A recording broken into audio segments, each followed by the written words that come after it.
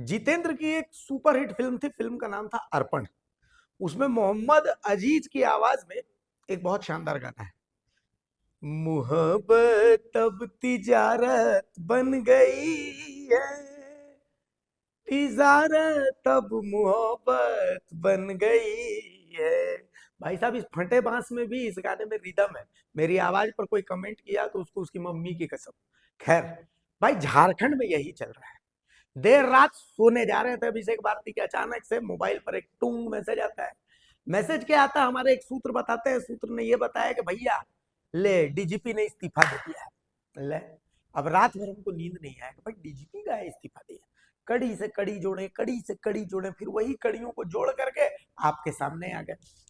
असल में कल जमशेदपुर जा रहा था तो एक ट्रक आगे आगे चल रहा था।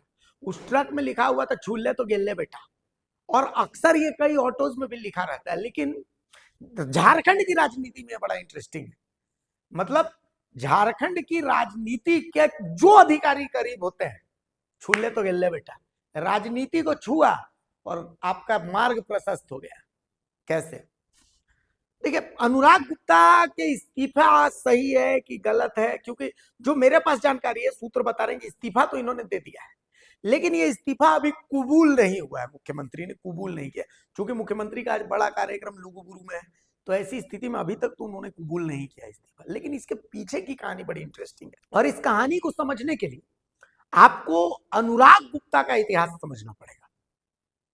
तेज तरार आईपीएस रहे अनुराग गुप्ता, लेकिन एक वक्त में रघुवर दास के बहुत करीबी थे। एक वक्त ऐसा था जब अनुराग गुप्ता पर यह तक आरोप लगा कि उन्होंने रघुवर दास के लिए हॉर्स ट्रेडिंग करवाई राज्यसभा चुनाव में। याद कीजिए, एक सीडी जारी हुई थी और उस सीडी के केंद्र में योगेंद्र साव की पत्नी निर्मला देवी, योगेंद्र साव और अनुराग गुप्ता थे। अनुराग गुप्ता के ऊपर आरोप लगा था कि रघुवर दास के लिए राज्यसभा चुनाव में, मतलब बीजेपी के लिए, रघुवर दास सरकार में अनुराग गुप्ता ने ये जो कांग्रेस के ये जो विधायक थी निर्मला देवी, उनके ऊपर प्रेशर बनाया था कि वो अपना वोट जो है वो या तो ना करें या बीजेपी के जो है उनको दे, क्रॉस वोटिंग करने का। तो इस तरीके का आरोप लगा था। और बाद में हेमंत सोरेन जब मुख्यमंत्री बने थे, तब अनुराग गुप्ता के निलंबन का भी इन्होंने आदेश दिया था। अनुराग गुप्ता ने निलंबन के दौरान एक लंबा समय हिमाचल में बिताया था। और तो और अनुराग गुप्ता पर सरयू राय ने फोन टैपिंग जैसे संगीन आरोप लगाए थे कि भाई जब अनुराग गुप्ता अधिकारी थे तो उन्होंने रघुवर कार्यकाल में अपने सहयोगी, खास करके सरयू राय जैसे अधिकारियों की फोन टैपिंग करी थी। और उस दौरान कुछ नाम सामने आए थे, सरयू राय ने वो नाम सामने रखे थे कि भाई ये लोग जो हैं, ये लोग अनुराग गुप्ता के लिए काम करते हैं। हेमंत सोरेन मुख्यमंत्री बने, अनुराग गुप्ता को भ्रष्टाचार के आरोपों में और बहुत सारे आरोप लगे थे, निलंबन तक उनको झेलना पड़ा। लेकिन गजब कलाकारी देखिए अनुराग गुप्ता को, वही हेमंत सोरेन जिन्होंने अनुराग गुप्ता को निलंबित किया, उन्हीं हेमंत सोरेन के जेल जाने के बाद, मतलब हुआ कुछ यूं था कि हेमंत सोरेन जब मुख्यमंत्री बने तो उस समय डीजीपी का जो पद है, डीजीपी किसी पुलिस अधिकारी को तो बनाना था। तो हेमंत सोरेन ने, चूंकि उस समय डीजीपी बनाने का जो नियम था, वो नियम था कि भाई यूपीएससी 3 नामों का पैनल भेजा जाता है सीनियरिटी के आधार पर। उन 3 नामों में से एक डीजीपी यूपीएससी चुनता है और वो झारखंड का डीजीपी बनता है। मुख्यमंत्री बने जब हेमंत सोरेन, तो उन्होंने वो पैनल जो है वो भेजा नहीं और एक प्रभारी डीजीपी के तर्ज पर एमवी राव को तैनात कर दिया गया। एमवी राव प्रभारी डीजीपी रहे, लेकिन जब एमवी राव डीजीपी रहे तब हेमंत सोरेन और एमवी राव के बीच में दूरियां बढ़ गई। हेमंत सोरेन को लगा कि भाई साहब, डीजीपी का ये जो पद है, ये पद ऐसा होना चाहिए कि इसका अधिकार राज्य सरकार के पास होना चाहिए। लेकिन हेमंत सोरेन को ये समझ में नहीं, और उसी दौरान ईडी वीडी बहुत सारी चीजें चलने लगी। नीरज सिन्हा डीजीपी बने, नीरज सिन्हा के डीजीपी के कार्यकाल के बाद जेएसएससी का उनको चेयरमैन बनाएगा, बहुत कुछ विवाद हुआ। बहरहाल फिर अनुराग गुप्ता, जब हेमंत सोरेन जेल गए तब सीन में आते हैं अनुराग गुप्ता।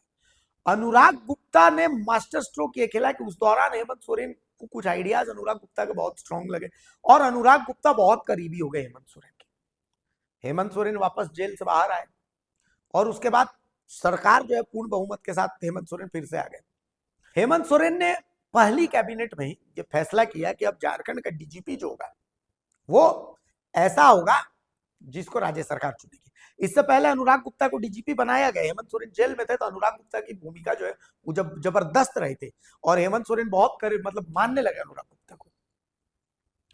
और फिर अजय, चूंकि अजय सिंह जो है वो डीजीपी थे, लेकिन अजय सिंह को हटा करके और अनुराग गुप्ता को प्रभारी डीजीपी बनाया गया था, लेकिन उस समय राज्य सरकार के पास अधिकार नहीं था। फिर चुनाव आयोग आचार संहिता लगी, अनुराग गुप्ता को फिर से डीजीपी पद से हटा दिया गया।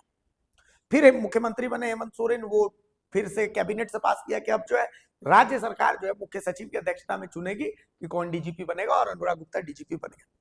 हालांकि अनुराग गुप्ता रिटायर हो गए थे, लेकिन जो नोटिफिकेशन है तो उस नोटिफिकेशन में इनको एक्सटेंशन मिल चुका था।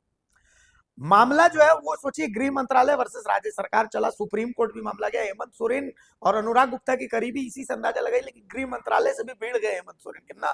गृह मंत्रालय ने बोला हटाइए, हेमंत सोरेन बोले ना, अनुराग गुप्ता तो नहीं हटेंगे चाहे जो हो जाए। वेतन रुका, सुप्रीम कोर्ट में राज्य सरकार को जीत मिली कि भाई जाइए वापस हाई कोर्ट। आप समझ सक रहे, तो इतना तक हो गया। लेकिन फिर अचानक से ऐसा क्या हुआ कि अनुराग गुप्ता और हेमंत सोरेन की इतनी दूरियां बढ़ गई कि अनुराग गुप्ता को इस्तीफा देना पड़ा, अगर सूत्रों की माने तो इसके पीछे एक बहुत बड़ा कारण ये है कि बहुत सारी चीजें कहा जा रहा है कि बहुत सारी चीजें ऐसी चली जिसकी जानकारी हेमंत सोरेन को नहीं थी। इसमें सबसे महत्वपूर्ण चीज क्या थी कि शराब घोटाला जो है और जमीन घोटाला जो, जिसमें विनय चौबे मुख्य आरोपी थे, इस मामले में विनय सिंह को गिरफ्तार करना था, लेकिन कहा गया कि अनुराग गुप्ता ने कुछ निजी लाभ के लिए विनय सिंह को अरेस्ट नहीं किया, ऐसा कहा गया।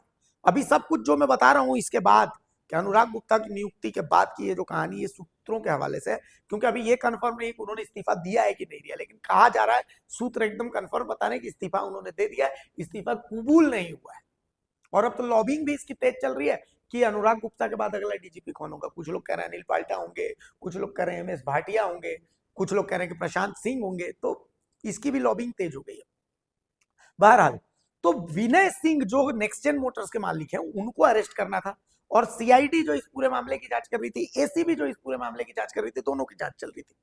तो ये दोनों का प्रभार, इन दोनों का जिम्मा अनुराग गुप्ता के पास ही था। डीजी सीआईडी भी वही थे, डीजी एसीबी भी थे। अब कहानी में ट्विस्ट क्या आता है कि हेमंत सोरेन के संज्ञान में मामला आ गया कि भाई साहब नेक्स्ट जेन मोटर्स के मालिक विनय सिंह की अरेस्टिंग नहीं हुई है। अब सीन में आती है एक और अधिकारी, एडीजी प्रिया दुबे। प्रिया दुबे को प्रभार दे दिया जाता है एसीबी का।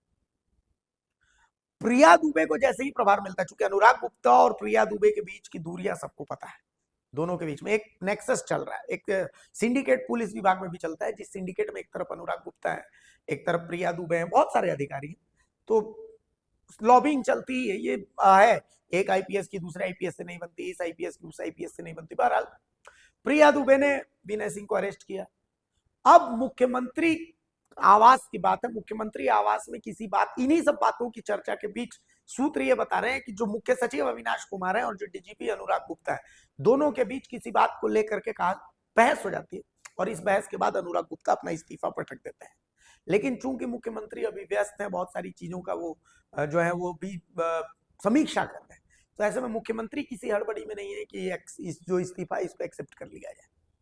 लेकिन गजब स्थिति है कि अभी झारखंड के जो आईपीएस अधिकारी, जी लोग केएसपी हैं, उन लोगों के बीच बड़ा मतलब एक अजीब सी स्थिति है कि भाई हमारे डीजीपी ने इस्तीफा दिया है कि नहीं दिया है। अच्छा, सबसे गजब चीज ये है कि आप देख लीजिए, जो भी अधिकारी सत्ता का करीबी रहेगा, चाहे जिसका भी, नेताओं के करीबी बनेंगे, उनका अंत ऐसा ही होता है। मतलब ये होता है, आप देखिए राजबाला वर्मा बहुत विवादों के साथ गई, रघुवर दास की काफी करीबी नहीं, पूजा सिंघल रघुवर दास की भी करीबी रही, हेमंत सोरेन के भी करीबी रही, स्थितियां देख लीजिए। छवि रंजन हेमंत सोरेन के बहुत करीबी रहे, स्थितियां देख लीजिए। विनय चौबे हेमंत सोरेन के मित्र रहे, देख लीजिए स्थितियां। और तो और अब अनुराग गुप्ता को भी देख लीजिए, कभी रघुवर दास के बहुत करीबी, आज हेमंत सोरेन। तो अधिकारियों को ये मानना चाहिए, अधिकारियों को ये समझना चाहिए कि जो सत्ता में है वो आज है, फिर कल नहीं रहेंगे, फिर परसों आ जाएंगे, ये चीजें चलती रहेंगी। आपको बैलेंस करके चलना है। अब आप कैसे बैलेंस करके चलेंगे, ये सबक है उनके लिए, अगर जो घटनाएं चल रही है वो सही है तो। और अब हेमंत सोरेन के सामने भी ये चुनौती है कि भाई नया डीजीपी किसको और कैसे चुना जाए, क्योंकि अब अनिल पाल्टा है तो उनका रिटायरमेंट का समय बहुत कम है, प्रशांत सिंह है, प्रशांत सिंह भी तैयार बैठे हुए, तो क्या उस क्राइटेरिया में फिट बैठेंगे? बहुत सारी चीजें, बहुत सारी बातें हैं। तो अब ये हेमंत सोरेन के सामने भी चुनौती रहने वाली है। बाकी यह अजब झारखंड की गजब कहानी आपके सामने हमने पेश कर दी।